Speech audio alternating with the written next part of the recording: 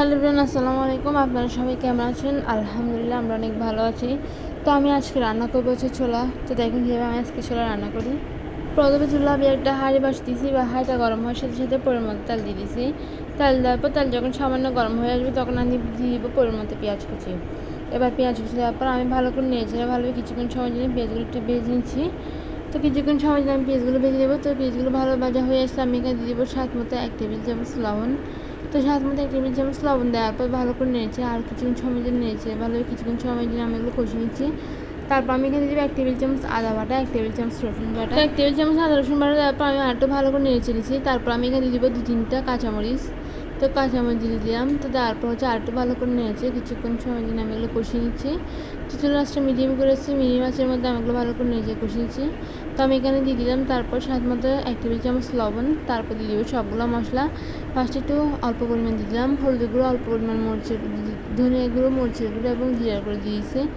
দেওয়ার পর হচ্ছে আমি এগুলো ভালো করে নেড়েছে ভালোভাবে কিছুক্ষণ সময় জন্য মশলাগুলো কষিয়ে নিচ্ছি। মশলাগুলো যাতে বলে যায় আমি একটু অল্প পরিমাণ পানি দিয়ে দিয়েছি। তারপর আমি এখানে দিয়ে দিচ্ছি হচ্ছে কি পরিমাণ মতো সরিষা বাটা। এগুলো দেওয়ার পর আমি আরেকটু ভালো করে নেড়ে নিয়েছি। তারপর দিয়ে দেবো হচ্ছে টমেটো কুচি পরিমাণ মতো।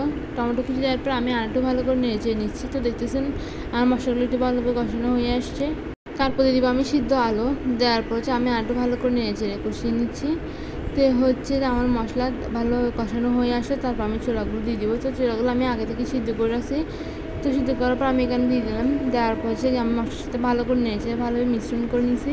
তো দেখতেছেন একদম ভালো করে নেড়েছে ভালোভাবে মিশ্রণ করে নিয়েছি। হয়ে গেছে আমার ছোলা রান্না। তো আপনারা কিন্তু অবশ্যই কমেন্ট করে জানাবেন যে আমার রান্নাটা কেমন হয়েছে, আর কার এরকম ছোলা রান্না খেতে ভালো লাগে তারাও কিন্তু অবশ্যই কমেন্ট করে জানাবেন। আর হ্যাঁ, আপনারা কিন্তু অবশ্যই পুরো ভিডিও দেখতে যান। তো আমি একদম ভালো করে নেড়েছে নিচ্ছি, দেখতেছেন। এবার ভালো করে নেড়ে নেওয়ার পর আমি ঢাকনা দিয়ে রাখবো। কিছুক্ষণ পর আবার ঢাকনাটি আরেকটু ভালো করে নেড়ে নেবো। তো আর 2-5 মিনিট রাখলে আমার রান্নাটা কমপ্লিট হয়ে আসবে। তো আপনারা কিন্তু অবশ্যই পুরো ভিডিও দেখতে যান। তো দেখতে দেখতে প্রায় আমার রান্নাটা কমপ্লিট হয়ে এসে আমি আরেকটু ভালো করে নেড়ে নিচ্ছি। এবার ভালোভাবে কমপ্লিট হয়ে আসছে, আমি চুলা রাসটা বন্ধ করে দেবো। তো আমি চুলা রাসটা বন্ধ করেছি, যেহেতু আমার রান্নাটা হয়ে গেছে। সবাই ভালো থাকবেন, সুস্থ থাকবেন। আল্লাহ হাফেজ, টাটা, বাই বাই।